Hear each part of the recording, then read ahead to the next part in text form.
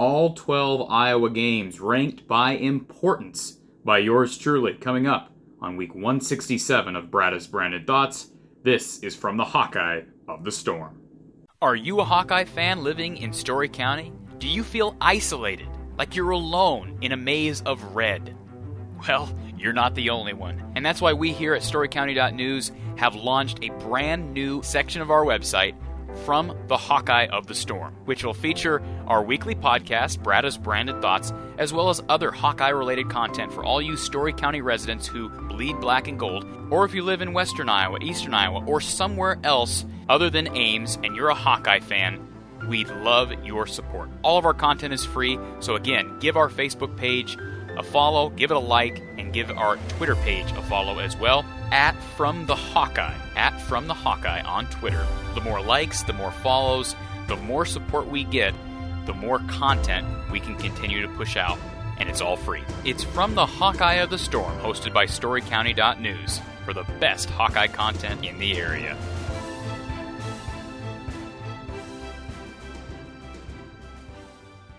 Week 167 of Brada's Branded Thoughts. We are with you middle of July now. We are counting down the hours. Big 12 media days, or day, whatever it is. If they have more than one, I can't remember. I'm sure they do down south. They are done now, and we're just looking forward to Big 10 media days shortly. And of course, the season is not that far around the corner. Man, camp is going to be here within a couple of weeks. It's amazing how, despite COVID, things just seem to continue to fly by. We are here with you today wanting to talk a little bit about Iowa's schedule. We're talking to Mark Rogers of the Voice of College Football here yesterday. You'll be able to catch some segments released over the coming weeks via his new channel, and we'll talk more about that on future podcasts as well, his new Iowa channel. But we talked a little bit about the Iowa schedule and how it shapes up.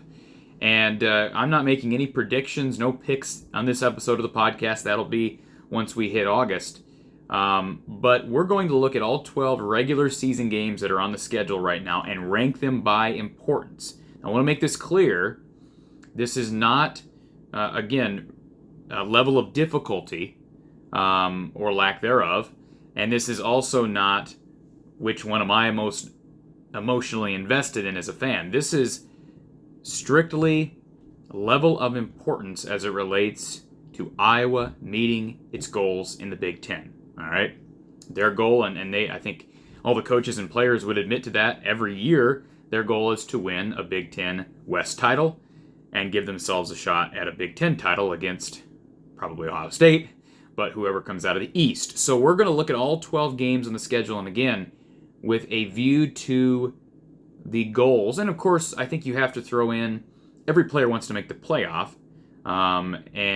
So that obviously has some implications as well. But of course, the immediate goal is to win the Big Ten West. Now, again, this is up for debate. You may not agree with my rankings. That's totally okay. If you don't agree, you're welcome to state so in the comments section. You're welcome to vehemently turn me off and never watch me again. I hope you don't, but everybody has a right to their opinion. So let's start with number one. We'll start in the backside. Let's start with the least important game, and I'm going to make a lot of people here in Ames upset right off the bat. You may call me crazy. The least important game for Iowa this year to win is the Iowa State game. Now, let me explain myself, because I think a lot of Iowa fans may say that's the most important game. I think a lot of Iowa fans, over the course of the decades of this rivalry, would at least claim that Iowa State has made this game its most important game of the season. There's sort of a animosity between the two schools. Oftentimes, Iowa fans claiming that Iowa State fans view that game as the Super Bowl in Ames, or the Cy-Hawk rivalry game being sort of like a Super Bowl for Iowa State. I don't believe that to be true. Iowa State, there's a lot of hype around the Cyclones right now, and I think a lot of it's justified. I think there's a little bit overhype, and I think we saw that with Iowa basketball as well last year. And, we know how that played out. They had a very good season, but lost before they reached the Sweet 16. I'm not saying that Iowa State football will end the same way, but I think some of the hype is a little bit overdone right now. They did have a lot of guys coming back, Charlie Kolar being one guy, Brock Purdy's back. They've got guys everywhere as far as skill position talent and certainly their offensive line. They return like everybody. It's ridiculous. So they're going to be a force to be reckoned with in the Big 12. But let me explain why this is Iowa's least important game of the season. Now, the first reason should be obvious based on what I stated earlier. This is not a Big Ten game.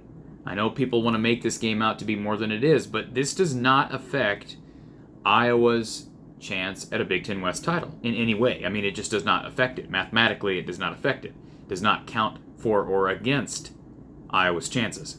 So Iowa loses 42-0. Obviously, there's going to be a psychological play into the Big Ten West title, I would think. But that's not going to happen. They're not going to get skunked. I could see them losing this game. We'll talk again more about that about this game and other games once we hit August. But this is the least important game. It doesn't affect the Big Ten West standings. Doesn't affect Iowa's chances. And let's also remember a couple more things. Even if you're looking at it from a playoff standpoint, if you think Iowa has a chance to make a playoff, every game's equally important, right? We saw in 2015 that a 12-0 regular season for Iowa was not enough to elevate them to the playoff. And if it weren't for the outstretched arm of L.J. Scott, Iowa would have made the playoff. But because of that one play, Iowa was left out. Again, I'm not saying if it's right or wrong, but that's just fact of the matter.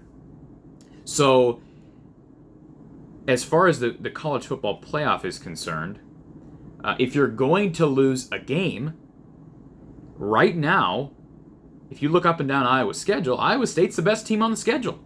If you look purely at what they have returning, experience, and if you want to talk about preseason rankings, and of course we haven't had the Associated Press has not released its AP poll, preseason AP poll, I don't believe, but we've got a lot of writers, a lot of the media jumping on the bandwagon, and again, I think some of it's rightfully so. But I think Iowa State, if you look up and down the schedule, is the toughest game on the schedule right now. It's also in Ames, all right? So, those two things play into it. And the third reason why it's the least important game in my mind is that it's so early in the season. We understand that it's not as stark as what we see from the NCAA Tournament Committee, but oftentimes games that are won or lost, usually lost early in the season for a contender for the playoff or for the NCAA tournament. Usually those early games that are lost, I don't want to say they have an asterisk next to them, but they carry less importance than a late loss in the season. For instance, if Iowa were to lose to Wisconsin, we'll get to that game in a little bit, but that game's in late October. You lose that game, another tough one on the road, you're probably not going to be received so friendly or so well from the College Football Playoff Committee. That's just how it is, and again, like it or not. So, again, I know that people are going to disagree with this because it's the Cy-Hawk game. I get it. And maybe just that trophy. I know we're not talking about trophies. Of all 4 trophies, if there's one trophy I'd rather have, it'd probably be the Cy-Hawk trophy, just from an emotional fan's perspective, but from a invested and trying to be a logical fan, a heady fan, so to speak, I'm going to pick that as my least important game.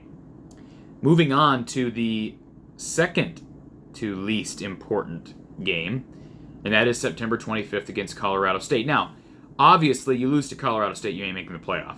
So that game was not going to, Iowa State was not going to trump Colorado State in importance. But, again, I know it would be deflating. It would be extremely deflating to lose that game. It would kill them in the rankings. It would kill them in the college football playoff as far as their chances there. But so would a lot of these games in the schedule. You don't want to lose that game. There's no question about it. You're at home. But I still say that's the second least important game on the schedule. So that probably leads into my 10th most important game on the schedule, or third least important, and that is against Kent State. Let's remember, Kent State was a bowl team last year. They're a MAC team, I get it. You don't want to lose this game, but this was a good team last year. Could be a sleeper game, too, because Iowa State will be coming off Indiana, Iowa State to start the season. If Iowa's not careful, you could get caught up in the moment and lose this game. Thankfully, they don't have a big-time opponent coming after Kent State. They get Colorado State. So their focus should be one game at a time at this point. Let's hope they're not 2-0, or 0-2 at that point. And certainly if they're 0-2, they'll be focused on Kent State. Looking at the 9th most important game, this may surprise some people because it's a West showdown, and that is home against Illinois. Now, why is this so far down my ladder of importance? Illinois is not a contender. You hate to lose West games, or any Big Ten games for that matter, but especially West games when they're against a contending team, because it's a double whammy. You win, and it hurts the team you're competing against as far as the standings, and it helps yourself. Same thing if you lose. It certainly hurts you both ways. It helps the other team, hurts you, and certainly not only that, as far as the numbers are concerned, but the tiebreaker would then go, the head-to-head tiebreaker would go to the winning team in those games. But I don't expect Brett Bielema to be able to elevate that program this year. I have faith in Brett. I do think Brett will be able to, and we talked about this yesterday with Mark Rogers, I think Illinois has got a chance to be a really good football program in 2 to 3 years. I'm not saying they're going to be a national contender or a sleeping giant, or they are a sleeping giant. I'm not inferring that, but I do think this team can be a contending team in the West. Not saying they're going to win it, maybe ever under Brett, who knows. But I think that they will make some noise in this division when all is said and done. But I don't think that's this year. Lovie Smith just never really got it done. There were good moments, flashes of brilliance a couple of years ago with a win against Wisconsin in a solid season. But I think Brett Bielema's got a lot of rebuilding to do there in Champaign. This is a game in Iowa City, and it will be Senior Day, I believe. I don't have that in front of me, but it is the last home game of the season, so I'm assuming, barring some conflict or for some reason they would bump up Senior Day, that will be Senior Day for Iowa. And boy, Brett would, Brett Bielema would love to steal one on November 20th in Kinnick, but I still rank that as my 9th most important game of the season. How about number 8? Iowa at Maryland, October 1st. Now again, why? A couple things.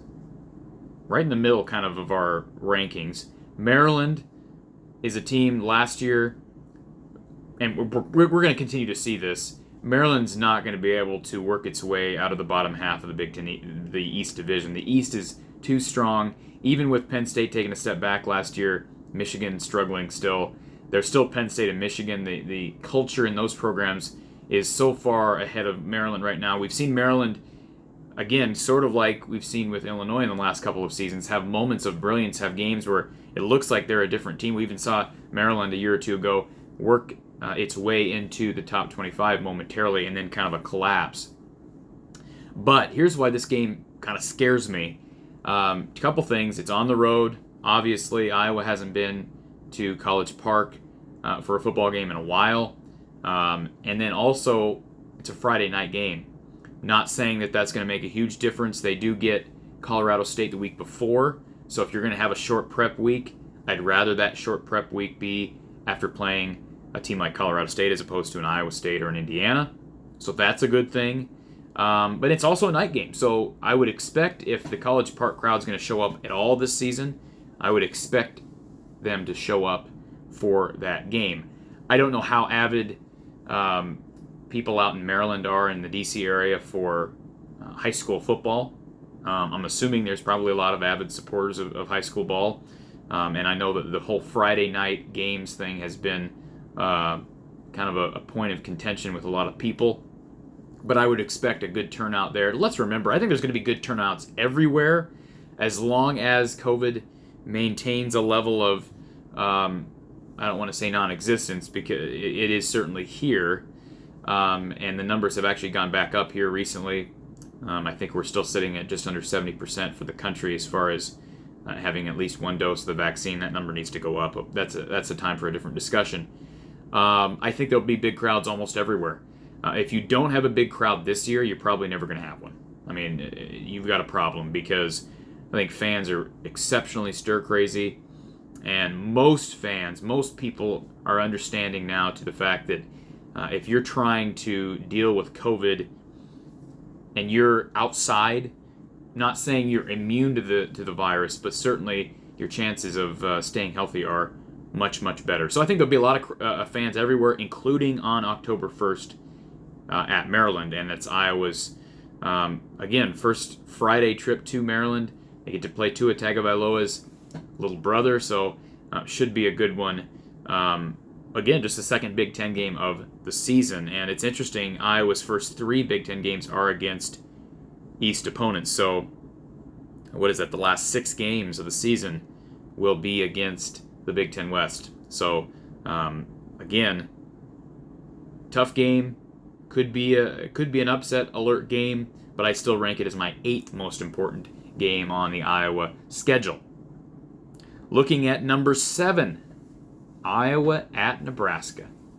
Right smack dab in the middle of our rankings for levels of importance as far as Iowa's schedule. Again, talked with Mark Rogers about this. I don't see, he's a little bit higher on Nebraska than I am. I do not see Nebraska taking a step to a point where they're going to be a contending team in the West. They need to prove that they can actually make a bowl game before I'm going to even give them consideration for being in the West race. Even if it's not Iowa, to think that Nebraska is suddenly going to take charge and somehow beat out the likes of Iowa, Wisconsin, even Northwestern, I think is a farce. So that's still an important game because I have more faith probably in, that's crazy to think, but I probably have more faith in Frost because of some of the recruiting wins that they've been able to have over there more than Brett Bielema at this point. So I would still rank it ahead of that game, and it's also a West game. So there's that, and of course it is on the road, and it is a rivalry game. It is a trophy game. But again, these rankings largely are not based on trophy games. That's why we ranked Iowa State so low on the level, or the totem pole of importance, so to speak. All right, number 6, Iowa playing host to the Minnesota Golden Gophers. Could be a night game. We don't know yet. No time. That's one of the few games that has not been set as far as time yet. So could see Floyd being played for under the lights for, I think, the 3rd straight year. I'd have to look back. I know last year was, I believe, a Friday game up in Minneapolis, and the year before that I know at least ended at night. I think it started in the afternoon. But that game will be important. I don't know what to make of Minnesota. I still think Minnesota is going to take a step back. They lose Rashad Bateman. Their running game with Ibrahim, it was terrific last year. I think the running game, they're going to have to really rely on it this year.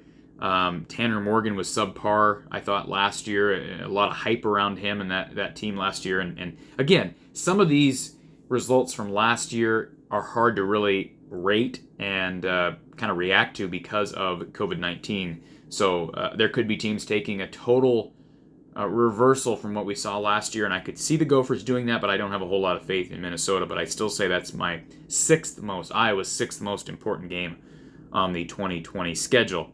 Number 5, Iowa, Purdue. This was kind of a toss-up with the Minnesota game because Purdue's in a very similar spot to Minnesota. I think P.J. Fleck and Braum could both be in trouble. Braum more so, given his struggles the last couple of seasons, and you lose Rondell Moore. Purdue's got to win this year, so there's going to be some desperation here. I would not be surprised to see Purdue turn it around this year. I have more faith in them than I do Minnesota. That's why I rank this game of higher importance for Iowa. The good news is Iowa gets Minnesota and Purdue at home. Those have always been tricky road games to go up to Minneapolis and out to West Lafayette, so Iowa will get them at home October 16th in the afternoon at 2:30 p.m. Central Time. 4th most important game. And this one could be sort of controversial as well. Iowa playing host to the Penn State Nittany Lions. I know it's an East Division game, but it's really the first major Big Ten game after the non-conference slate. I know they go to Maryland, but that's a game Iowa should win. This is going to be a showdown. What will Penn State look like this year? They struggled last year. Iowa finally got a win against the Nittany Lions. And so I think more so this ranking stems from Iowa's historic struggles against Penn State. Even though they won there last year, now they get them at home. I just feel like this could be a huge momentum game for Iowa.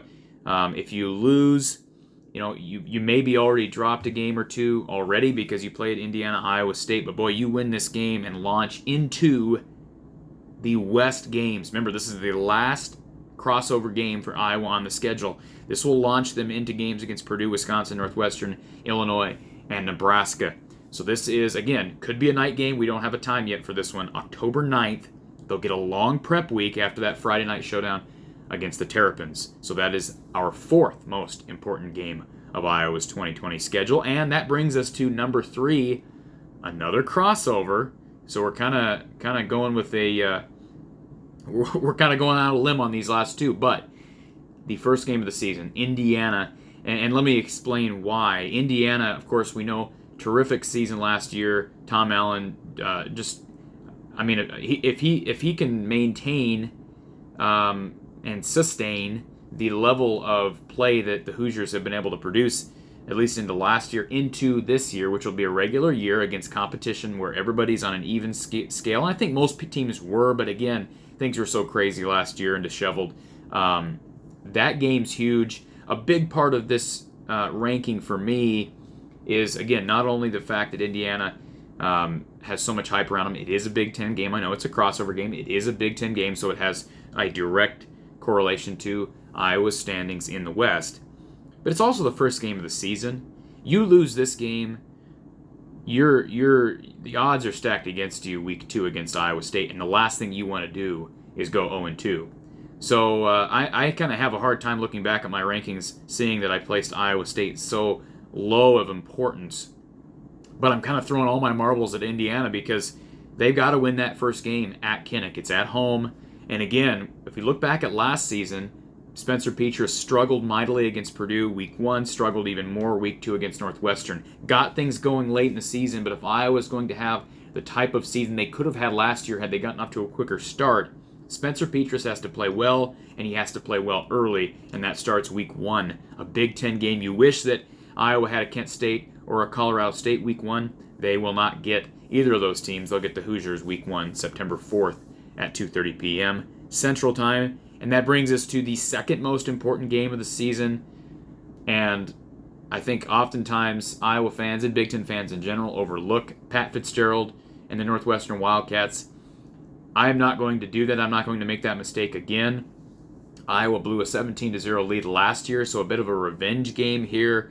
But we know how Iowa has struggled historically. Kirk Ferentz has not done as far as his record, I don't have that in front of me either, but not a great record against Patty Fitz. And so we don't know if this will be a night game.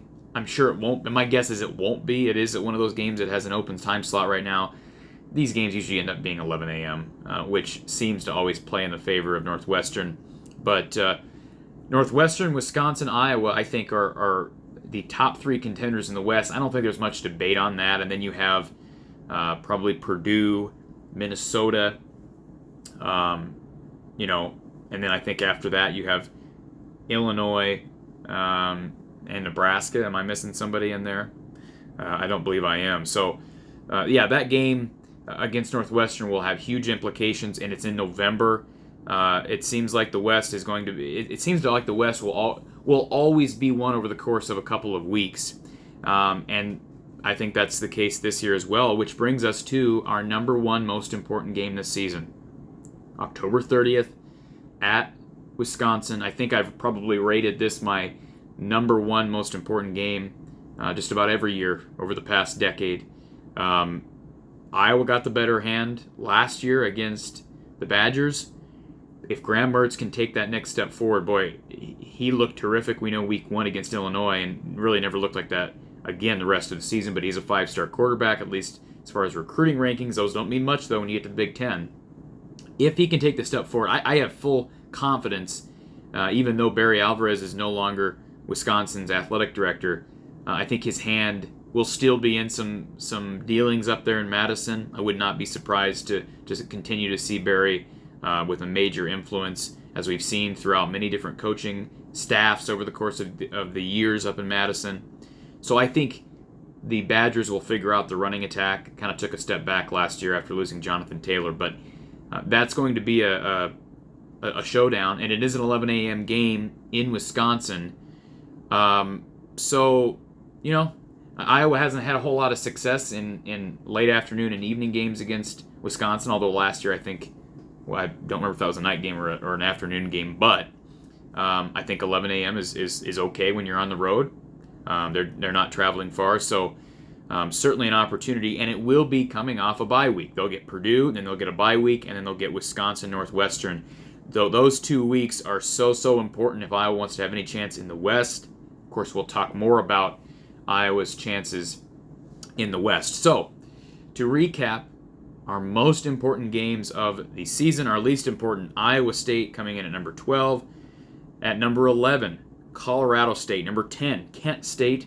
Number 9, Illinois. Number 8, Maryland. Number 7, Nebraska. Number 6, Minnesota.